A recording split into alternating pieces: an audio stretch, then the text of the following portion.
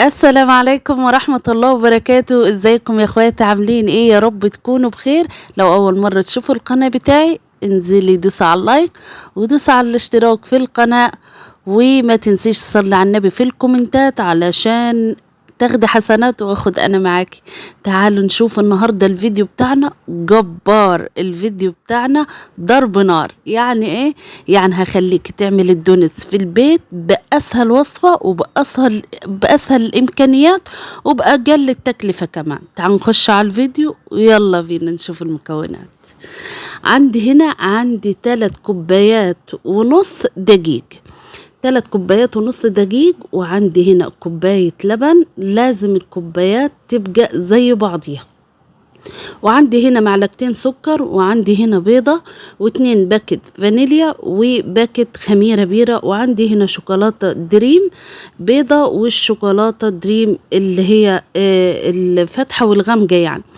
ولو ما عندكيش برضو هقولك على البديل هتعملي وتزيني بيها ايه ان شاء الله.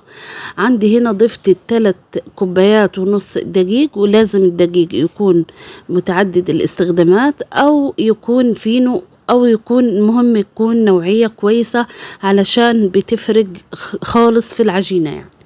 بعدين هضيف عليها هنا السكر، وهضيف عليها هنا ذرة ملح، وهضيف كمان 2 باكت الفانيليا والخميرة بيرة بتاعتنا الفورية، وهقلبهم كويس خالص. وبعدين هضيف كوباية الحليب معايا، وعندي هنا بيضة كاملة، وهنا هلف العجينة زي ما انتوا شايفين.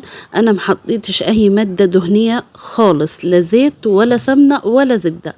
الاول هقلبهم كده هو من غير اي مادة دهنية، وهقلب فيهم كويس خالص. خدت العجينة بتاعتي على الرخامة. الرخامة يا جماعة انا غسلها كويس خالص يعني ما تقلقوش من حاجة، وهفضل اعجن فيها هنا حوالي 5 دقايق. زي ما انتوا شايفين العجينة لازم نخدمها كويس في العجن. بعدين هحط هنا عندي معلقة كبيرة هرمية، معلقة ونص سمنة. عندك زبدة حطي، عندك سمنة عادية حطي. انا هنا حاطة السمنة العادية بتاعتنا خالص. يعني في ناس كده تقولك لا حطي زبدة، لا مش ضروري الزبدة. انا عملتها بسمنة عادية بتاعت البيت العادية، وطلعت اللهم بارك اللهم صل وسلم على سيدنا محمد. طلعت جميلة خالص. صلوا على النبي يا جماعة، ويا ريت تسيبوا لي كومنت، واللايك بيفرق معايا خالص علشان انزل لكم فيديوهات تعجبكم بإذن الله. ما تبخلوش عليا بلايك حلو زيكم. عندي هنا انا بعجن الخميرة كويس خالص. الاول هتحسيها بتتقطع معاكي بس مش مشكلة، هتلمي بعد كده. هنفضل نعجن فيها كويس ونمطها زي ما انتوا شايفين في الفيديو زي ما بعمل بالظبط. لازم يا جماعة نخدم العجينة كويس خالص في العجن. عندي هنا العجينة ما شاء الله لمت كويس خالص. زي ما انتوا شايفين انا بحط كده ايدي في العجينة، صباعي في العجينة كده بلقيها ما فيهاش لزيق وناعمة ومش ناشفة معايا خالص. هكورها كده كويس خالص، وهجيب معايا بولة او طبق او اي حاجة كده انا بحط فيها العجينة بتاعتي، وبدهنها كده بسنة زيت كويس خالص، وبمسح الطبق بتاعي برضو بالزيت علشان خاطر ما تلزقش فيه.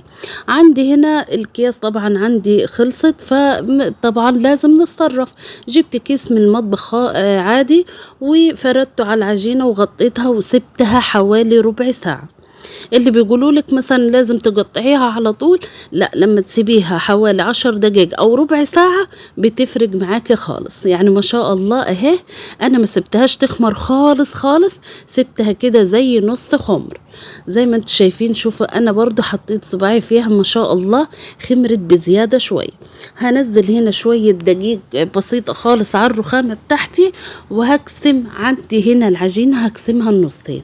نص هشتغل بيه والنص التاني علشان الوش بتاعها ما ينشفش معايا هغطيها وهركنها على جنب. هفردها معايا كويس خالص. لو عندك البتاعة دي بيفردوا بيها يعني العجين، افردي مش ما فيش مشكلة، بس أنا بصراحة عشان ما ابقاش كدابة مش عندي، فأنا فردتها عادي بيدي خالص. عندي هنا طبعا كوباية مكسورة، هل أرميها؟ لا طبعا، أنا ما بحبش أرمي حاجة، وطبعا رحت ركنتها للظروف الصعبة، وطبعا أديني احتجت الكاس معايا. طبعا هنا بعد ما فردتها ما بخليهاش طبعا طبقة واطية خالص، وبعدين قطعتها دواير بأي كوباية عندك ممكن انت تعملي كده، وغطا طبعا غطا ازازة بيبس او اي حاجة برضو هتعملي برضو الدايرة الفتحة الصغيرة اللي بتبقى فيها كده في النص. وبعدين ادي الدونتس معانا جاهز خالص. عندي هنا صينية وبفرد فيها بحط فيها الدونتس بتاعي، وبعدين هغطيه وهركنه حوالي برضو 10 دقايق تاني علشان يتضاعف معايا. عندي هنا حبايبي انا ما حبيتش ان انا اخلي الدونتس عندي منفوخ زيادة عن اللزوم، فعلشان كده انا فردت العجينة بتاعتي فردتها شوية. لو انت عايزة منفوخ اكتر من كده من الفيديو بتاعي يعني هتدب العجينة، بس مش هتخليها واطية كده شوية، هتخليها اعلى من كده. بس انا بحب الشكل ده وبعمله على طول بالشكل ده، يعني برضو مناسب وكويس خالص معايا. عندي هنا برضو انا بقطع الحتت اللي بشيلها دي يا جماعة، انا مش برميها ولا بركنها، لا انا بعجنها تاني وبفردها تاني، وبرضو بقطعها وبستخدمها، وبل بالعكس بتبقى جميلة خالص وهشة جدا جدا جدا.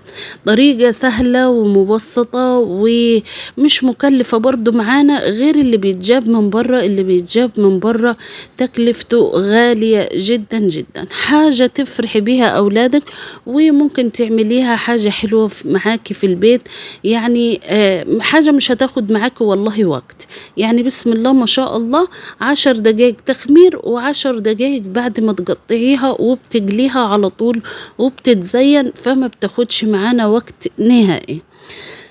عندي هنا يا حبايبي انا حبيت اوريكم بس العجينة اللي انا بطلعها من بعد التقطيع، عشان زي ما انتم شايفين اهي بحاول المها تاني وبعجنها كويس خالص، وبعدين بفردها عندي اهي وبقطعها وبتبقى زيها زي اللي قطعتهم في الاول خالص.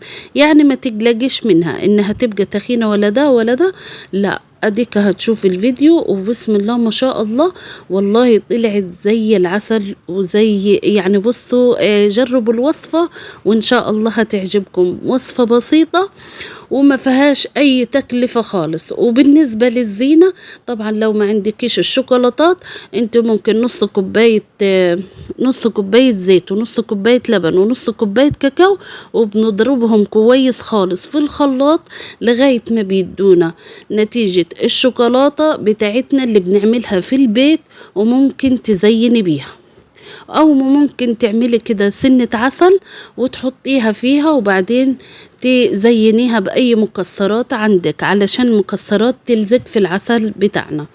فعندك اي مكسرات اي زينة ممكن انت تزيني بيها. عندي هنا الزيت يا حبايبي بيكون غويط شوية وما بيكونش سخن على الاخر، لان انا ممكن احط العجينة بتاعتي فتتحمر وتبقى قلبها ني. فطبعا عندي هنا برضو في العجينة بتتضاعف العجينة عندي لما بحطها في الزيت بتتضاعف شوية، يعني بترتفع معايا برضو شوية كمان. فزي ما انتم شايفين في الفيديو، اللهم صل وسلم وبارك على سيدنا محمد. صلوا على النبي يا جماعة، بالله عليكم سيبوا لي لايك علشان خاطر قناتي تظهر. انا لو عجبكم الفيديو هتسيبوا لي لايك اكيد، يعني ان شاء الله تسيبوا لي لايك وتفرحوني الفيديو ده، لان برضو كل الفيديوهات بتبقى عليها نسبة مشاهدات بس ما فيش لايكات.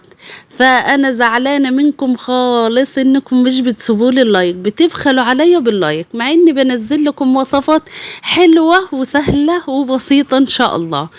عندي هنا زي ما شفتوا ارتفاعها كويس خالص ومناسب ليا. فانت لو عايزاها مرتفعة اكتر من كده زي ما قلت لك وانت بتفردي العجينة خليها اسمك شوية، كل ما تسيبيها سميكة شوية هتديك النفخ والارتفاع اللي انت عايزاه.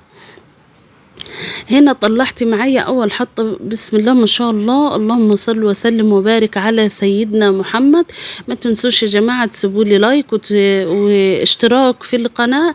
اشتركوا في القناة هيوصل لكم كل جديد، والله قناة حلوة، وبإذن الله هنزل لكم فيها روتينات وحاجات حلوة بإذن الله تعجبكم.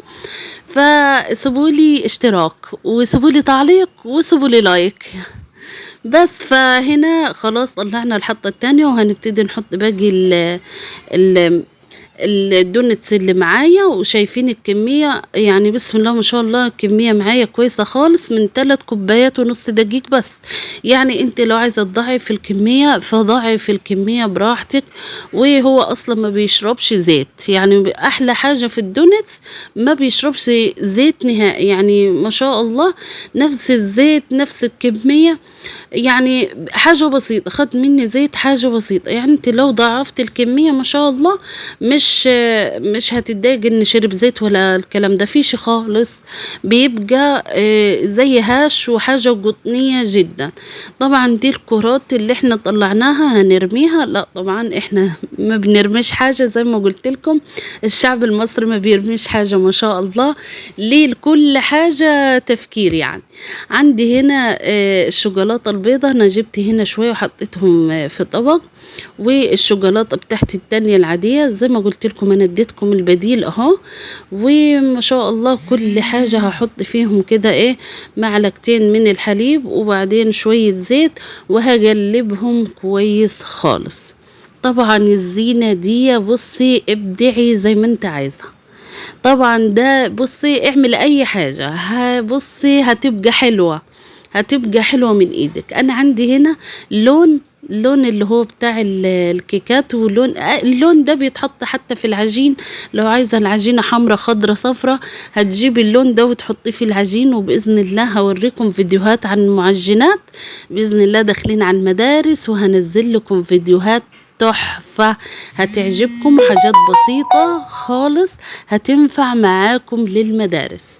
زي ما انتوا شايفين انا عملت هنا نوع بشوكولاتة، وعملت هنا نوع بشوكولاتة البيضة، بس خففتها شوية وحطيت لها اللون ده علشان يديني اللون البنك الخفيف.